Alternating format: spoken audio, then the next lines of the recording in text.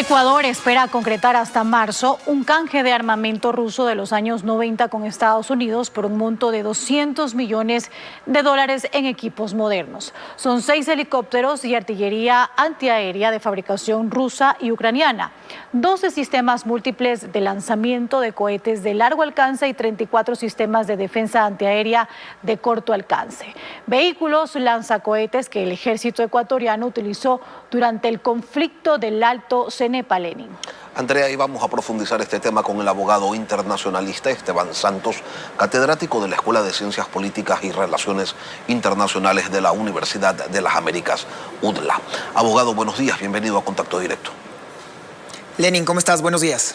¿Hay o no una relación entre este pedido de suspensión de permisos de exportación para 5 empresas que llevan banano a Rusia y el canje de material bélico ruso, chatarra, dice el gobierno, a cambio de $200 millones? ¿Están conectadas estas dos escenas?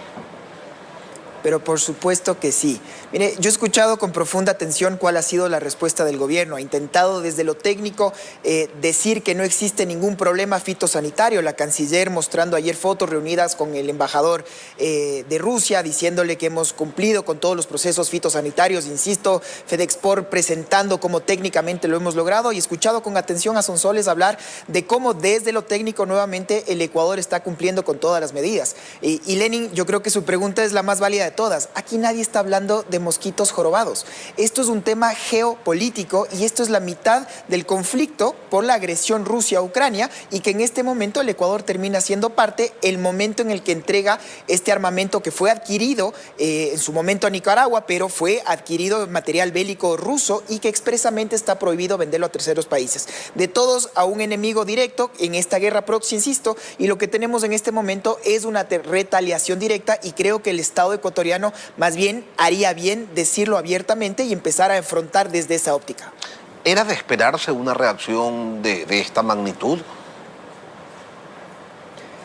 ¿Qué es lo que yo creo que debió haber pasado en su momento, Lenin? Y por eso hay que entender, yo lo he dicho muchas veces, los estados no tienen amigos, los estados lo que tienen son intereses. El Ecuador por primera vez en su historia ha declarado el CANI, el conflicto armado no internacional. Por lo tanto, nuestra primera prioridad es, sin duda alguna, la seguridad. Y cuando estamos hablando de seguridad, ¿cuáles son nuestros socios que nos pueden ayudar? Socios que puedan implementar políticas de seguridad, pero asimismo, evidentemente, con recursos y fondos para poderlo hacer. Los Estados Unidos se han ofrecido no solo en un plan que va a durar 5 años, sino adicional, como muy bien Andrea lo anticipaba, 200 millones en ayuda militar bélica real con equipos de última tecnología.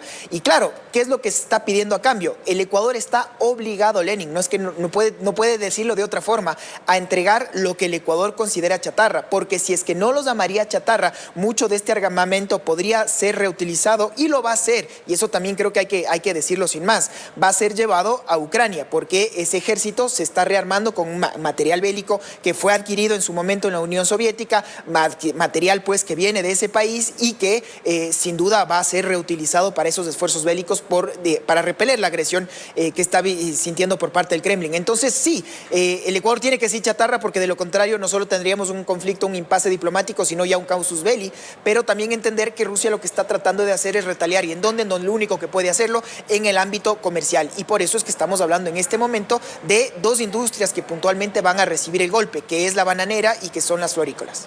Ahora, Esteban, el gobierno seguramente pensó en estas consecuencias. Sería ilógico, sería absurdo, pues que nadie dentro del gobierno haya previsto las consecuencias de una decisión de ese tipo, cuando Rusia es el destino de $700 millones de exportaciones en banano, valores a noviembre del año pasado, de $115 millones en camarón, de más de $30 millones en flores, de 18 millones en café. Es decir, el impacto sobre el sector agroexportador nacional, si bien no lo va a herir de muerte, sí puede generar un golpe que en economías como las nuestras pues se va a sentir de manera importante.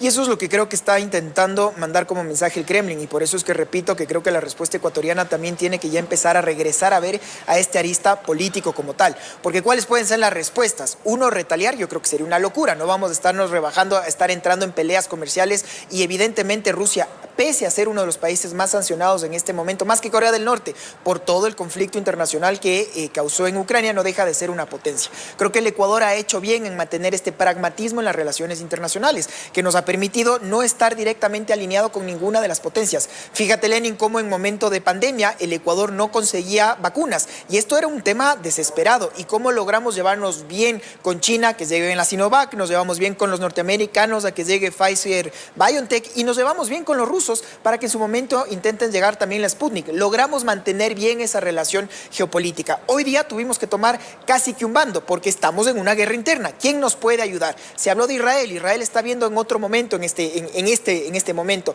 Colombia, veamos cómo logramos concretar, pero lo único hecho cierto es que el hegemón, la potencia número uno del mundo, es quien ha ofrecido ayudarnos. Está claro que todo eso también está en los intereses norteamericanos, que nos quiere dentro de su esfera, una esfera de influencia, y que nos alejemos un poco a los chinos y a los rusos. Eso es real. El Ecuador tiene que entender esto por un lado, y por otro, en atención también directa a la pregunta, del 100% de nuestra oferta exportable, nuestro principal socio comercial sigue siendo 1, los Estados Unidos, 2, China, 3, la Unión Europea, 4, creo que es Panamá, viene la Comunidad Andina, cuartos, quintos países, y luego llega Rusia, es el 2.6% del total de lo que le vendemos al mundo. Claro, el problema es que está centrado en estas industrias muy puntuales, como bien se lo apuntaba Lenin, las bananeras y las florícolas, en alguna menor medida también brócoli. Y claro, va a haber un golpe, un impacto directo, y esto también creo que es algo importante decirlo, porque si uno no llega con la flor el 14 de febrero, al 15 ya no me sirve de nada, es un producto predecible. Estamos hablando que va a haber un impacto directo en el banano, sin duda alguna, y por eso también esperaríamos ver cuáles van a ser estos programas de compensación, no solo a los exportadores, sino a toda la cadena, agricultores, intermediarios y demás, que sin duda, Lenin, sin duda van a estar afectados por esto. Estados Unidos tiene todo que ver en este asunto, entonces, Esteban, según su análisis, pero ¿qué es lo que está realmente en juego aquí? Porque no se trata de una chatarra rusa, no se trata de una mosca jorobada, no se trata de unas retaliaciones a determinados sectores agroexportadores. ¿Qué es lo que realmente está en juego? Bueno, y por eso es que creo que hay que decir las cosas por su nombre. Insisto, está bien que el Estado ecuatoriano en una primera ratio diga una respuesta y afirme una respuesta técnica. Nosotros estamos cumpliendo con todas las medidas fitosanitarias. Perfecto.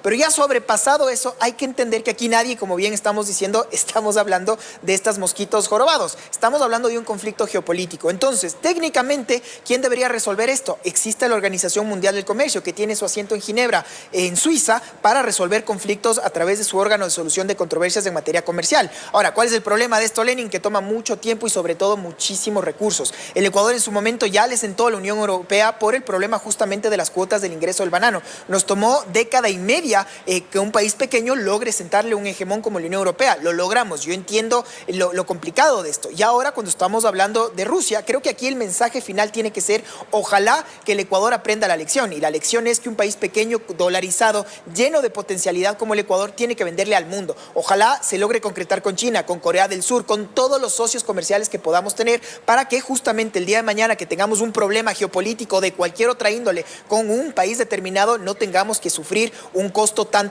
alto como el que algunas partes de los sectores en la cadena productiva en el Ecuador lo van a hacer. ¿Y qué respuesta podría darle Ecuador a Rusia si la retaliación recíproca en el ámbito comercial pues no es algo que le interese demasiado al señor Vladimir Putin? Claro, entonces, para mí habían 3 escenarios. El primero, como decía, el menos óptimo de todos, hablar de una retaliación, que sería una locura. La segunda es lo que se está haciendo en alguna medida, un acercamiento diplomático para entender que nosotros no queremos ser enemigos de Rusia. Si bien el Ecuador lo ha dicho con claridad, y eso también es algo que lo celebro, que se ha dicho que lo que está haciendo Rusia en Ucrania es una agresión contraria al derecho internacional y que debería cesarlo sin más. Lo hemos dicho sin dubitar, y creo que eso es algo importante decirlo. Finalmente, ¿qué es lo que se espera? Que entendamos que el pragmatismo en las relaciones internacionales nos tienen que llevar a que usted, Rusia, entienda que mi interés es tener seguridad. Y para eso yo necesitaba estos acuerdos de cooperación. ¿Puedo detenerlo? Ya no lo puedo detener. Estoy seguro que gran parte de este armamento ya fue enviado a terceros países. Estoy seguro de eso, Lenin. Pero que se envíe un mensaje claro. Quiero seguir en las mejores. Esto, la cooperación es la vía. No cerrar todos los puentes que terminen alejándonos cada vez más. Ojalá que el Estado ecuatoriano entienda, y para eso se necesita evidentemente que los funcionarios que están comandando en este momento no solo producción, sino sobre todo el servicio exterior, estén a la altura de la historia. Este es un asunto que se debe solucionar de presidente a presidente. En gran medida sí, de las altas autoridades, pero de presidente a presidente mandando un mensaje, y mandando un mensaje claro, que el Ecuador no es que quiere meterse en una guerra proxy, que el Ecuador no es que quiere tener una relación directa en conflictos armados que se están dando en otro lugar, que el Ecuador lo único que está buscando es, por un lado, vender a todo el mundo, tener las mejores relaciones diplomáticas y comerciales posibles, pero Lenin, entender que en este momento el Ecuador ha decretado el CANI y estamos en un conflicto armado no internacional, y por lo tanto, dentro de la pirámide a la que hacía referencia la ministra hace un momento, nuestra primera prioridad es la seguridad. ¿Cómo vamos a lograr tener seguridad? Porque sin seguridad no hay inversión, sin seguridad no hay trabajo y sin seguridad no habrá ninguna prosperidad económica y social como tal. En este momento los ecuatorianos estamos unidos en este objetivo común, y por lo tanto hay que entender que las decisiones tienen que ser lo más pragmáticas posibles. Tuvimos la oportunidad de poder entregar este armamento obsoleto, sí, de la época de los 90, que nos sirvieron para el conflicto del CENEPA, pero a cambio tenemos no solo armamento de primera tecnología, de última generación, sino sobre todo, Lenin, una relación que por lo menos va a durar 5 años de capacitación y entrenamiento de las fuerzas norteamericanas para que nosotros podamos realmente tener el control sobre nuestras fronteras y el uso monopólico de la fuerza en el Ecuador. Y esas voces, Esteban, que dicen, ¿saben qué? Mejor no... Qué miedo los rusos, qué nos van a hacer después, deshagamos todo y quedémonos con ese armamento, con esas armas, así nos sirvan, y a Estados Unidos pues que no nos mande nada, dejemos las cosas como están, vivamos el statu quo, y si no tenemos pues armamento nuevo para combatir a las mafias, no importa, quedémonos así. ¿Caben esas voces en un momento como el que vive el país, Esteban? En lo absoluto, y son las mismas voces que dicen, es que al presidente no le importa porque es su grupo empresarial el que no exporta a Rusia, y entonces lo que está intentando es sacar a competidores del mercado, y siempre van a venir las teorías conspirativas de personas que lo único que están haciendo es tratar de jugar a la política, de tratar de hacerle un mal al gobierno. Lenin, aquí nosotros desde el lado técnico tampoco hablamos a favor o en contra de un gobierno, lo que intentamos es ser lo más pragmáticos como tal. El Ecuador necesita cooperación internacional, por supuesto, no solo ayuda en la lucha contra el narcotráfico, sino solo como para mantener nuestra soberanía, eso quiere decir seguridad. Y por último, ver justamente cómo podemos hacerlo, y eso sin duda alguna es a través del comercio y las buenas relaciones con todo el concierto internacional. Esteban Santos, catedrático de la Universidad de las Américas, gracias por acompañarnos hoy aquí en Contacto Directo. Ha sido un placer.